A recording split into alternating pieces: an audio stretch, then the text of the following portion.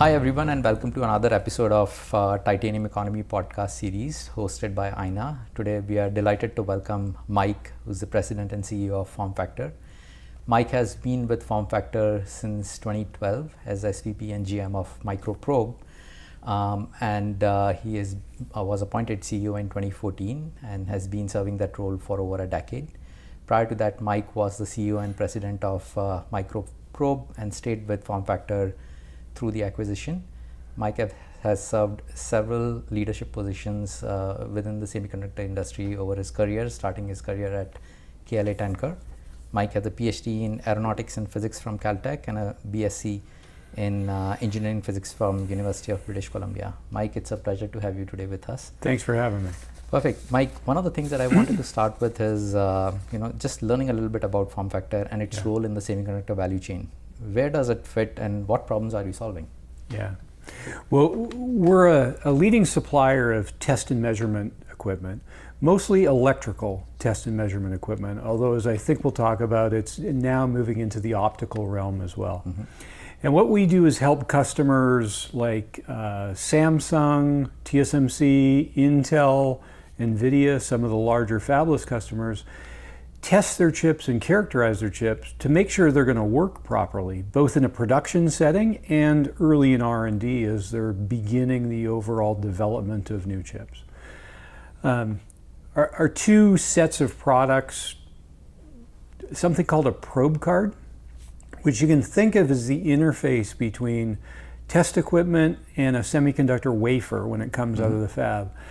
And every die on every wafer actually gets tested as it comes out of the fab, at least for leading edge nodes.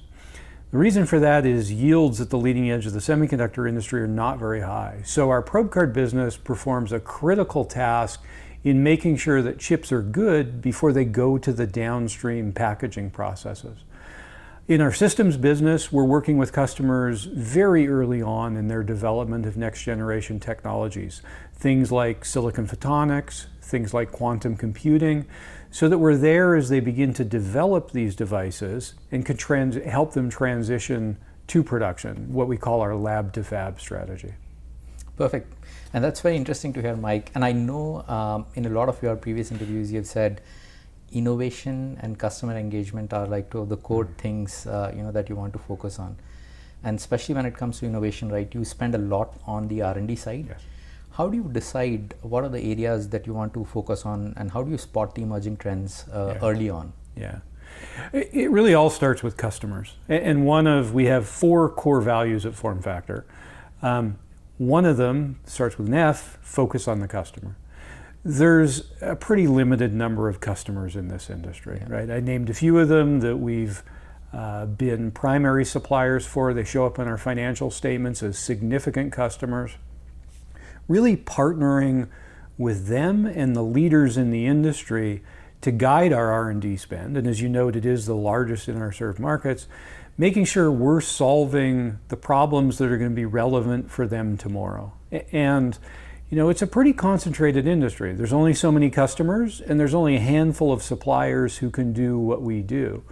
And so the matching or alignment of our R&D priorities, our R&D spending, is very closely matched to our customers. I spend a lot of time directly with these customers, on the road probably in Asia 6-7 times a year, with some of these other customers, and all of our engineering teams, same kind of engagement. So very close engagement with our customers to guide this R&D spending and make sure we are focused on the right problems to solve for our customers. That's very interesting to hear. And I remember in one of your interviews, you said more than a third of your employees engage with customers pretty much on a daily basis. Yep. How do you use this customer service as a competitive edge in this industry? Yeah, well, I think it goes beyond service, right? It really is this engagement and partnership and collaboration with customers. Mm-hmm. This industry, as I think most people know, moves very, very quickly and is even accelerating, right? We're now seeing generative AI drive 1-year roadmap cadences in high performance compute. That's unheard of in the history of the semiconductor industry. And the complexity of new things that are being done and new products that are being released in that 1-year cycle is really astounding. It's one of the coolest things about being in the semiconductor industry. At the same time, that requires very close collaboration and partnership, right? Customers don't want to send us down a path that's not going to be fruitful in solving their problem. We obviously don't want to be spending our resources and R&D spend on an area that's not going to turn into a profitable growing business for us. And so it's this partnership and very close collaboration between us, our customers, us and our suppliers, and us and our other partners. We don't do this alone. And that partnership is really what drives our ability to execute. And I think it's true for any successful supplier in this industry. You have to have this very strong ecosystem set of partnerships to be successful. No, that's very helpful to hear.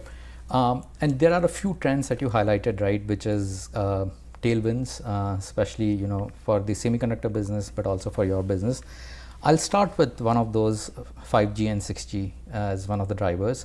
What makes it such a transformative force in your business? Yeah.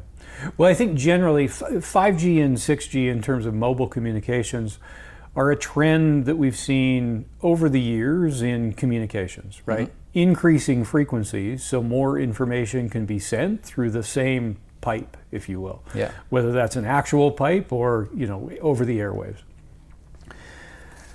As things move to higher frequencies, I think anybody who's taken a physics or electrical engineering class knows things get much more complex, right? And so for a supplier of high technology test equipment, those present technical challenges, but they also present opportunities to go lead the industry forward. As we move, 5G was a great example. As things move from 4G, which is, sure, it's RF, but it's not particularly challenging frequencies. 5G moved things to millimeter wave frequencies, where there's all kinds of different new challenges from an RF engineering standpoint in testing these devices, because of course they have to be tested at the frequencies they're going to operate, in some cases in the millimeter wave region. That plays really well to our strengths, right? If you look back in our history, we acquired a company called Cascade Microtech about 10 years ago, a real specialist in RF. And part of the motivation of that acquisition was to really increase our RF capabilities and gain access to these RF markets. So a great example, not just 5G and 6G, but where that technical complexity and technical innovation allows us to go out and lead, drive a significant market share position, which then results in reasonable profitability and the ability to reinvest in the R&D you talked about before. No, that's interesting. Another trend that you actually talked about was this silicon photonics and the optics, co-packaged optics space, right? And that's, as the data rates are climbing, these things are becoming more and more important. How is FormFactor positioning itself to support this transition? Yeah, co-packaged optics and silicon photonics more generally are a great example of that trend of increasing frequency, increasing bandwidth. And there's another interesting wrinkle associated with that, in that optics tends to be a much more energy efficient way to communicate data. Right? When you push light through a fiber, there's almost no losses. When you push electrons through a cable, there's always resistive losses. So what we've been doing, and this is a great example for us of this overall lab-to-fab strategy. In our systems business, we started working with some of our primary driver customers in silicon photonics a decade ago. When they were beginning to develop things like co-packaged optics, optical switches, coupling those to electrical devices, we started working with them in their labs, right? When this is very, very, very early development. That's now transitioning, as people probably have heard, into mainstream data center applications. And what we've done working with these customers is take the technology that we proved out in the lab and now make it production ready, right? That can involve partnering with other suppliers to make sure there's an overall test system that works. It involves increasing the reliability and, if you like, the hardening of our equipment for the production environment. But a great example of that lab-to-fab trajectory, and one that, because CPO is reasonably well positioned to solve one of the major data center problems, which is energy usage, right? You read these headlines in the New York Times of Amazon building nuclear reactors. Well, that's to power their data center. That's crazy, right? There's another way to help solve this problem, and that's reduce the energy consumption of the data center. And CPO is pointed squarely at that. It's one of the reasons why we have been investing historically and will continue to invest in this area. It's a key enabler for the industry, and again plays well to our engineering and technical expertise in high-speed signal propagation and test. I think you're absolutely right. Like, with the amount of energy consumption that is happening in data centers, and it is forecasted to happen, some of these things are definitely like the trends that will grow and will be tailwinds for a business like FormFactor. And now moving to one of the other things that you talked about is the advanced packaging with the 2.5D and 3D. It sort of is reshaping how the chips are built and tested. How is FormFactor's positioned to, like, ride that wave? When I take a step back and look at the semiconductor industry overall, I think advanced packaging and chiplets and heterogeneous integration, these are essentially all synonyms for the same thing. This is, we'll look back a decade from now and see this as a megatrend. And the reason is, the industry's always innovated by making smaller, cheaper, faster transistors. That's gotten very difficult, if not impossible, to do. You can make smaller transistors along this trajectory of Moore's Law, but they're a lot more expensive, right? Moore's Law was driven by every 2 years, a transistor half the size and half the cost was within reach. That's no longer the case. And so our customers in the industry overall have shifted to putting some of that innovation burden, and a lot more of that innovation burden, on what's called the back end. This is how you assemble different pieces of silicon together. And it turns out that the techniques have rapidly evolved to be able to do that, so that the end set of chiplets, all these different chiplets put together, performs a lot like a single piece of silicon. Very high performance. We still got some work to do on cost, but the cost curves are coming down. So this is a viable next step in Moore's Law, right? Some people call it more than Moore. Proponents of Moore's Law would call it just an extension of Moore's Law, but this is what the industry is doing to continue to innovate, to provide us with more capable devices, with graphical processing units that drive generative AI, things like that. It's important for FormFactor because if you're going to break a chip apart into these different chiplets, you better make sure each of them are good before you assemble them in this chiplet stack. Otherwise, you end up with a scenario where a single chiplet can kill its 7, 16, 24, even 50 cousins in this advanced packaging stack. And so what that's driven is a very rapid increase in both the requirements for test complexity as we generally call it, but also test intensity. How much our customers are spending on testing to avoid this nearly nightmare economic scenario of putting a bad chiplet together with 20 good chiplets. I think that's one of the reasons, right? Like you pointed out, it's becoming more and more critical to test every single chip. That's right. And test it across parameters that you would previously, in previous generations, you would not even test. That's right. But now some of those parameters are becoming increasingly important and increasingly stringent in terms of the specs that you need to meet. And we've got a great example currently with high bandwidth memory.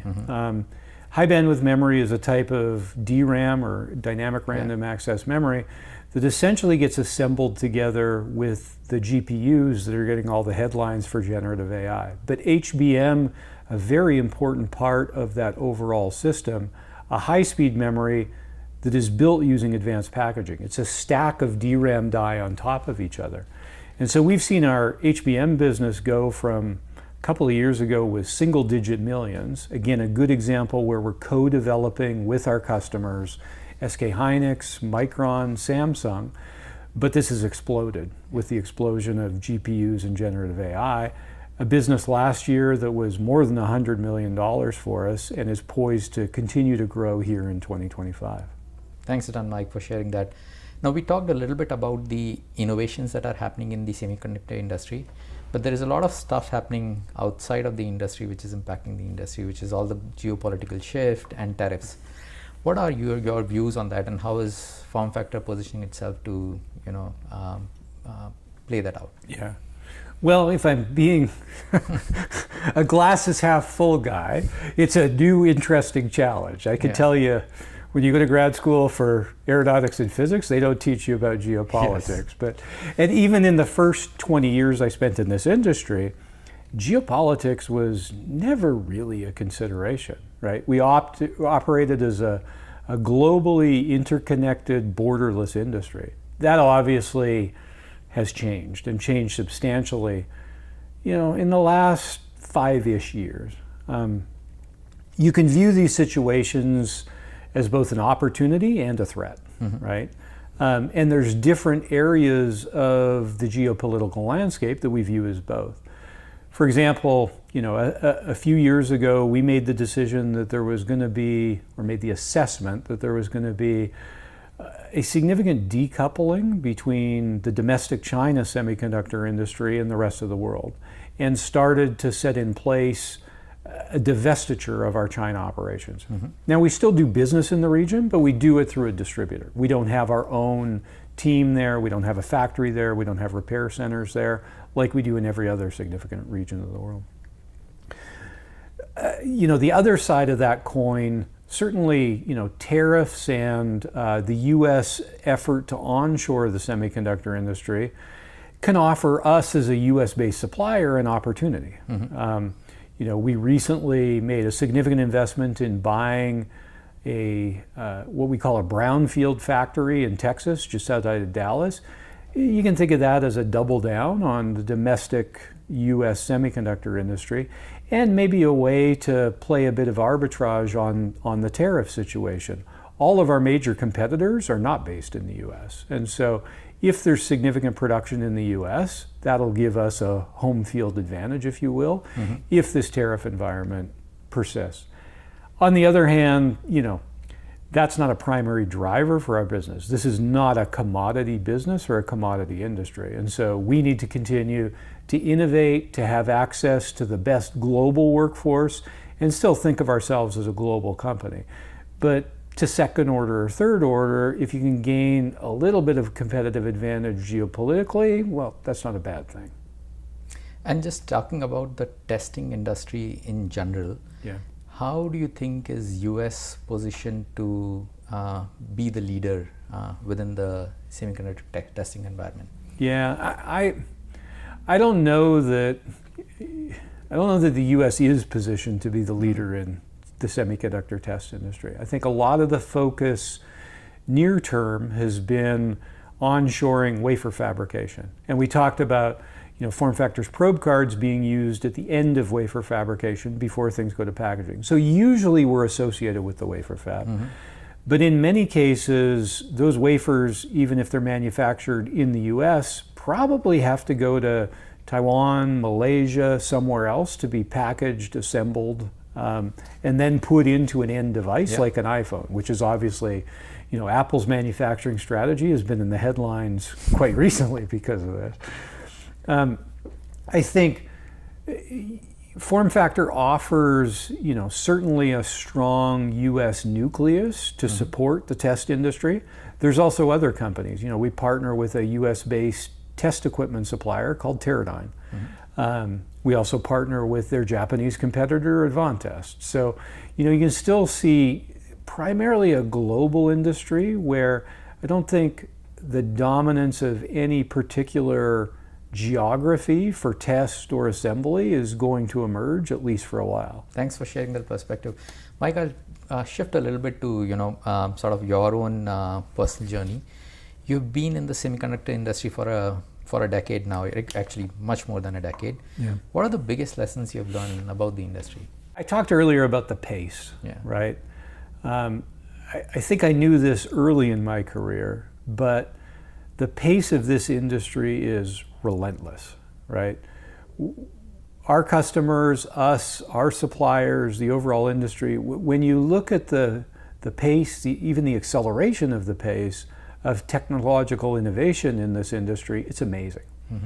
And so that drives with it a real need to innovate rapidly and do things right the first time, right? Things are operating so quickly that if you miss some sort of technology transition, if you're late in delivering your products, if you don't have good quality so that the products don't work out of the box when they get there, you're going to be at a competitive disadvantage. And so doing things right the first time, whether it's in the final development and engineering of a product.